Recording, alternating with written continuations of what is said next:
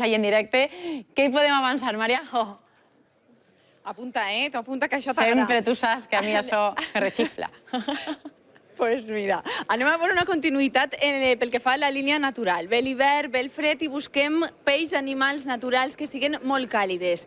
Pell llarg, eixa calidesa ens la dona moltes vegades la doble fas. Per un costat tenim esta pell i per l'altre el pell llarg que dona ganes d'acaronar, que dona moltíssima calidesa i que resulta molt envolvent. Això perquè fa a la tendència natural, el borreguet també anem a continuar veient-lo l'any que ve i moltes vegades el veurem combinat amb el que és tot allò artesà. I en aquest cas anem a veure, per exemple, productes com per exemple com són aquestes botes en el que veiem tèxtil artesà combinat en la pell.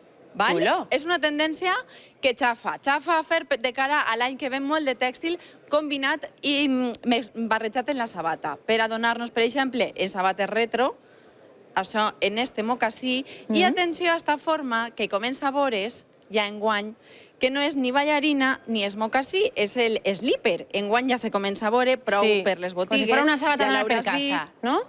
Sí, com si fos una sabata... I se veu enguany en calaveres. L'hauràs vist, que té ahí prou rematges. De cara a l'any que ve ens diuen que possiblement en tèxtil.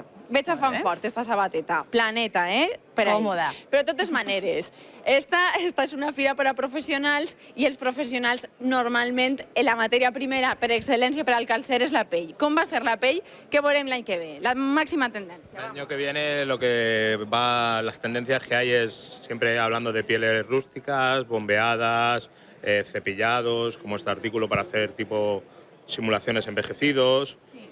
Y esta arrugadeta, la Bec, Sí, también arrugados, que vienen muy de moda, que hacen fondos, hacen varias tonalidades. Y brillantes. Y brillantes. Y también temas de reptiles, que siempre es muy importante todas las temporadas. I colores què? Perquè jo estic veient, sempre sol ser molt marró, molt negre, i estic veient així un fons blau prou destacat.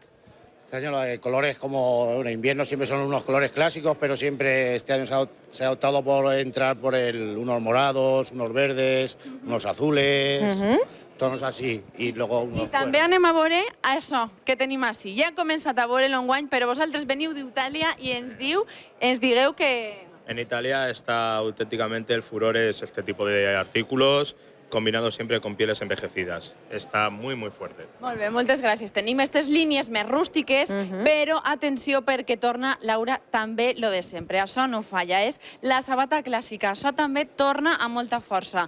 El taló normal, ni molt alt ni molt baixet, se baixa de la plataforma i sobretot que se vega que la pell siga bona. Tendències a apuntar de cara a l'any que ve, te n'he dit unes quantes. No, estic jo així en una dada